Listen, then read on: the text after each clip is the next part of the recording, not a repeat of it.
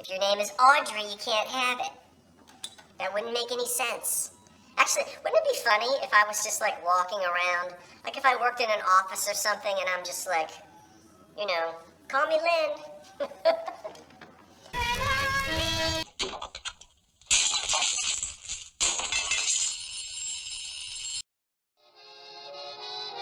There's an old curiosity shop. Every once in a while I go by there for the fond recollections that lie there in that old curiosity shop. Good afternoon, everyone. I'm Scott from the Old Curiosity Shop, welcoming you back to, well, it's not really a thrift haul, it's an antique haul. Actually, it's both. But what I'll probably do today is record two videos back to back, a short one for today and a short one for tomorrow. Today, I think I'll mostly focus on the items that I purchased yesterday. If you happen to watch last night's antique store video, and then tomorrow I'll show you some of the things I was able to pick up at local flea markets, which are just starting to buzz a little bit here. As I said before, our outdoor flea markets go year round, but 4 o'clock in the morning, 0 degrees, no, I stay where I'm supposed to stay, in the bed. Antique store. Okay, I spent over $100, but a few of the things that I purchased I'm actually keeping for myself. Yeah, I think so. So the most expensive thing that I bought yesterday was $27 in the antique store. And hold on, warning, you may be blinded by the light. I'm not sure what's going to happen when I raise this up. Hopefully, oh, that's not too bad. Blue glass. If you love the 20s, 30s, 40s, you gotta love blue glass. It actually did come on the scene in decorative arts in the late 1920s. It would be the backings for picture frames, yeah? With little chrome corners. It would also be behind electric clocks. The famous, I think it's the Spartan radio, with the blue glass on the back. Thousands and thousands and thousands of dollars if you can find one of those. There were many pieces of items made, mostly for the Catholic Church, of the crucifix and Mary and Jesus. For whatever reason, they put them on front of blue mirrored glass. You'll see that a lot. It also appears in furniture and other examples as well, but this piece of glass did not come off of a coffee table or an end table. This is actually a blue piece of mirrored glass that was designed to go on top of a dresser so that perfume bottles could be placed on it and thus and such. And I just know that from years and years and years of buying and selling blue glass and blue glass furniture. This is not the shape that would come off of a coffee table or an end table. It also has these beveled edges, and when it's covered in the back end in felt, it was almost always meant to go on top of a dresser. It could even sit on top of a wooden coffee table that didn't already have a blue glass insert. I have, although I don't have it here, I've got a blue glass. My great-grandmother had, now she had blue glass coffee tables and end tables, but she didn't get them till she was middle-aged, because my great-uncle, who's still living in his mid-90s, when he went off to the war, he wanted to give his mother a gift before he left to modernize her home a little bit. And so he bought for her in the 40s a set of blue mirrored glass furniture. Now, the coffee table survives, and it sort of came down the family, and guess who has it? Me. I have it, but I don't have it here. Anyway, long story. I did pay $27. This blue mirrored glass can sell for a lot of money. So if you find it, you want to take a look to make sure you don't have a lot of silver loss. A lot of times there's a little bit of silver loss. This one is really excellent, as you can see. Okay, let's put this down. I'm still here. So that was $27 at the antique store yesterday. I'm having a little bit of iced tea. Let's have a sip. You have a sip. There's no ice in there, but it is cold. And then the new era potato chip tin, which is a little to sprinkle, I guess, salt on your potato chips. This, I love this. I've always looked at the graphics on this. It's very Art Deco, as you can see. And I don't have the little shaker, so that I purchased as well. Two other things I purchased, which I'm going to wait and either do Christmas in July or actually wait until next Christmas, since I already did Christmas in March. What a trend setter. We have this little glass Mercury bird on springs, as you know. And he is, of course, the clip-on type, and we can look under here and see the little clip. Sometimes you'll see Germany marked on these. He is, of course, missing his fiberglass, which would have come out of his tail. Now, nothing is broken off. The tail was left like that, and little fiberglass strands or hairs, I guess they were fiberglass, protruded out. So you'll have to get something else in there. But his little beak is not damaged, and he's nice. He was $2. Try to remember to tell you prices if I can. That was $5, which I told you I'm keeping. I think the 1950s hard plastic Santa candy container was maybe $5 as well. Definitely 1950s. He's yellowed a little bit, as they do, but there's no damage on him.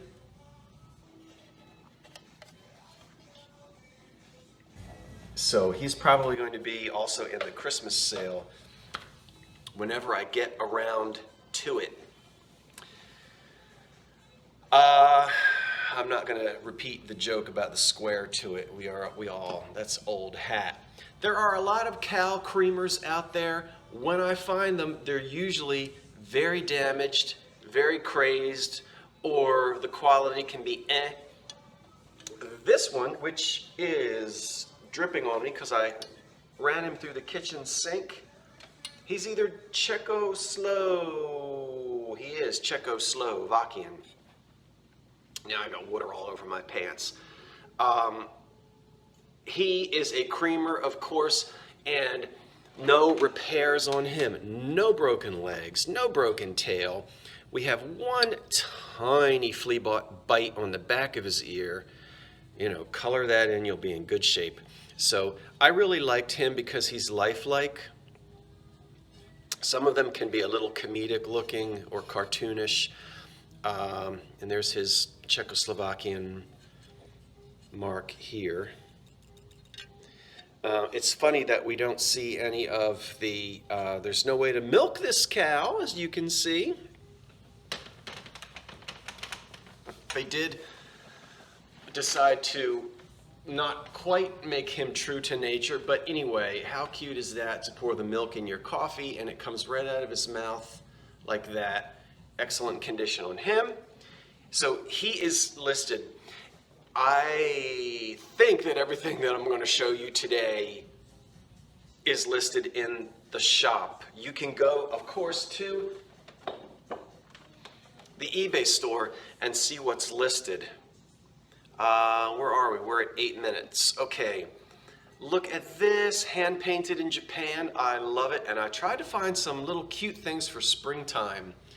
So we've got, from the front, he looks like Little Robin Redbreast, the mother, but he might not be a robin. Anyway, the babies are screaming for worms, and worms they shall get, because she was the early bird. I know she was the early bird because she pooped on my windshield, as they are wont to do. Anyway, cute Japan, 1930s, hand painted, planter, no damage. There might be a little chip in the paint right there in the front, or a glaze skip, but no breaks and no repairs, and nothing cracked on that. It's just a little one. Yeah. Everybody remembers our grandmothers always had little stuff like this on those shelves that went up in between the kitchen window. You know, the kitchen cabinets would come in those little half circle shelves, those tiered shelves, 1, 2, 3, and then at the end of the Formica counter, there was another set of shelves, and all these little things would be all over the kitchen. Here is, also from Czechoslovakia, a pastel, cute little bird wall pocket made of ceramic. And the colors on that are fantastic. Again, there's nothing broken or chipped. There are no repairs. Typical of the soft, muted colors of the 1930s. Yeah, there's the Czechoslovakian mark. This is before the war. Wall pocket there. And then, I'm not sure why I had to do that. It's the energy that I have. Look at this. I love it. I love these. I think it's, you know, the stem vases for the stems. This is another one from Japan, and it's also going to date to the 30s. It's extremely colorful, just as they normally are from that era. Yeah, so sometimes they're in luster, sometimes they're in a Majolica finish. This one is brightly colored. And again, a Japan mark. I've got all the Japan books. There are not dozens, but hundreds of Japan back stamps. And through just experience and through collecting, you can figure out which ones are pre-war and post-war. And of course, we won't get into all the occupied Japan and Nippon and all of that. But these things I'm showing you now are really cute 1930s era pieces. So porcelain, I really like that one a lot. Now let's go to France. I rarely find things made in France. I find glass sometimes made in France. I'm going to also put this in the 1930s. I'm going to show you the bottom of it first. Doesn't that look like Dorothy's house? Woo! As it gets ready to drop in Oz. So there's the made in France. And it's a wonderful little 1920s, 30s era cottage. And what do you see? Aha! Well, I see. Placing your cigarette in there. Yeah? Either using it as an ashtray, put your cigarette in there and poke out the ashes. Because of this trough here for the cigarette, you could also rest your cigarette in there and let the smoke waft out of the chimney. Chim chim cheree.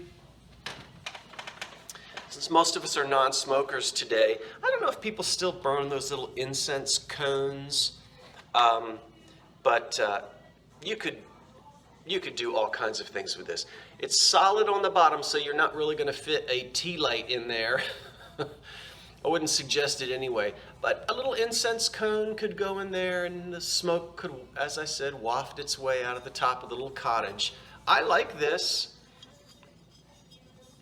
because it's from that early 30s era. What else would you do with it? You could put it on your breakfast table and rest the little spoon that you stir your coffee. You could stick that in there. I don't know what else you would put in there. But it was unusual, not terribly expensive, and I had to get it. I had to get it. Okay, Lynn. Are you watching? Lynn, you know who you are, Miss Lynn. Well, you better come on and get your mug. I bought it just for you. Yep. Remember those plastic tablecloths that looked like that? There you go, Lynn. It's nice and clean. This is probably a 1970s piece, and it is Westfield, and it's heat proof. All right. So if your name is Audrey, you can't have it. That wouldn't make any sense. Actually, wouldn't it be funny if I was just like walking around, like if I worked in an office or something and I'm just like, you know, call me Lynn. Woo. I don't know. Now, wait a minute. Okay, yeah, let's do this. No. Did this come from the flea market? Oh my gosh, hold on. Well, I can't remember, and I might be getting confused, so I'll go ahead and show it to you anyway. It is a Scaredy cat, and he is a flower holder. And they advertise these not as planters, but as flower holders. They really didn't say succulent in those days the way we do today.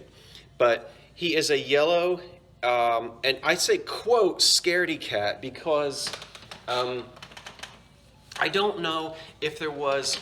Now, McCoy made a Scaredy cat with his hind legs, with his haunches up like this. You know how the cat will raise its back. And they called theirs a Scaredy cat. And everybody else had to make one too.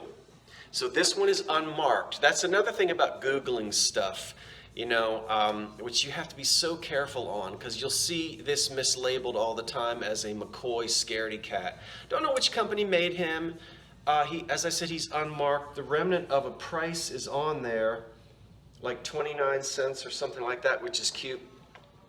But just to show you another example, I was going through some of my pottery books, and in my Depression era pottery book, here is a Scaredy cat made by the Catalina pottery in California. See? So very similar, and this one also happens to be yellow, but again, that's not the same cat. It's a totally different cat, the one that I have. And Catalina calls this, Catalina Island Pottery Company, they call the cat their Catalina vase, or a flower holder, Catalina,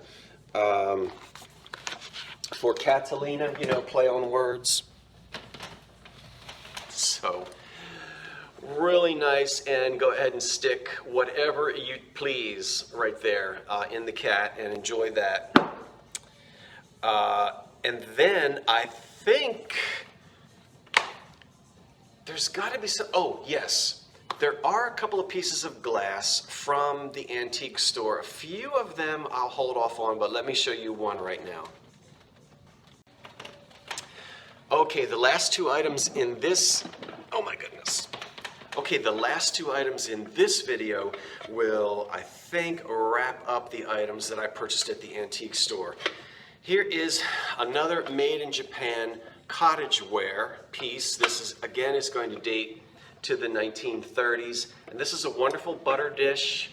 Of course, the old timers remember when the butter came in those great big, not the little sticks that we have in these days. You can put cheese in here if you want. And so we have the 30s Japan mark on the bottom, and the little vent holes there so the butter can breathe. And there's no damage on this Cottage, which means no cracks or chips. Some light crazing, but really excellent condition on the Cottage butter dish. And there's a nice, interesting Japan mark there on the inside. That's another one of those marks. That one I haven't seen. See it? So.